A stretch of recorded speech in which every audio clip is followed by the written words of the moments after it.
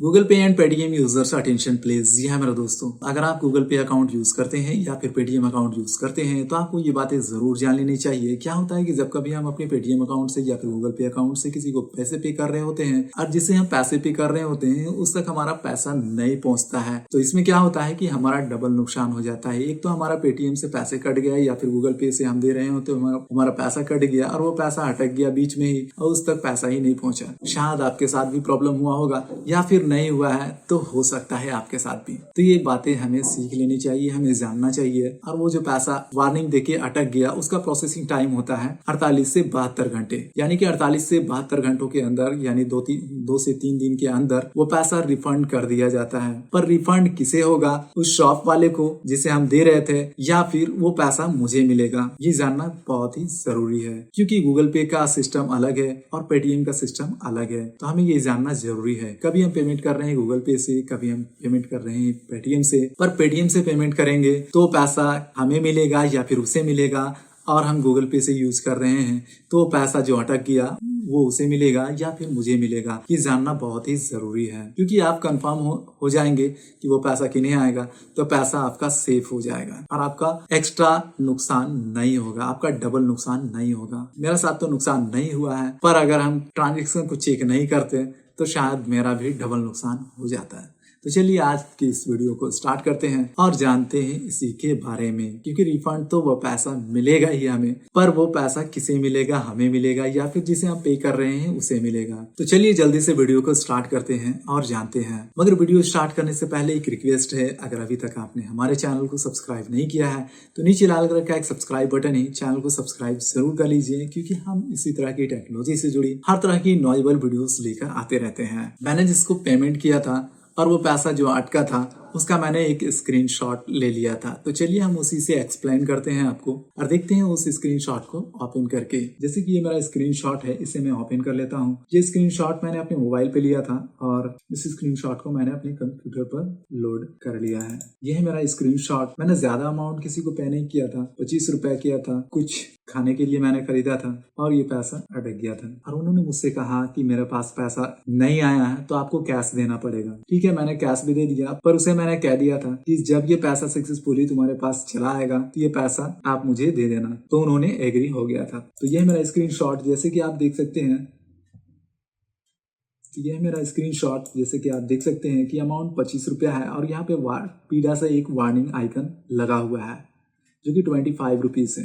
अब यहाँ पे मैंने एक शॉप पे दिया था उसके QR कोड को स्कैन करके और वो पैसा मेरा अटक गया। मेरा 25 रुपया इधर से नुकसान हुआ और 25 उन्होंने कैश भी लिया मुझसे, तो 50 रुपया मेरा नुकसान हो गया। तो मेरा 25 रुपया एक्स्ट्रा नुकसान हो गया। मैंने उससे पैसा ले लिया पर पैसा तो अटक गया था ना। जब भी आप अपने गूगल पे या पेटीएम अकाउंट से ट्रांजेक्शन करते हैं तो उसका एक बिल टाइप का एक ट्रांजेक्शन बन जाता है, समझिए तो एक ट्रांजेक्शन बिल बन जाता है। जैसे कि किस अकाउंट से पैसे ट्रांसफर हुए हैं, कितना बजे ट्रांसफर हुआ है, कितना तारीख को ट्रांसफर हुआ है, उसका एक रेफरेंस नंबर भी मिल जाता है। अब यहाँ पे देख सकते हैं कि पेमेंट स्टार्टेड जो हुआ, MD अल्ताफ अंसारी, ये मेरा नाम है। मैं पेमेंट कर चुका हूँ, ट्रांसफर्ड हो भी चुका है, यानी कि पेटीएम से मैंने पे किया था, वो पेटीएम वाले पैसे भी काट लिए हमारा। और वो पैसा सेंड होने वाला था पंजाब नेशनल बैंक, यानी कि जिसे मैं पैसे दे रहा था उसका अकाउंट था पंजाब नेशनल बैंक, यानी जिसे भी आप पेमेंट करते हैं उसका फुल ट्रांजेक्शन बन जाता है। अब यहाँ पे देख सकते हैं आप कि यहाँ पे सही नहीं हुआ है, एक घड़ी का निशान बना हुआ है, यानी कि एक प्रोसेसिंग में ही है। अब ये कह रहा है कि Punjab national bank is depositing money is Ramji Singh.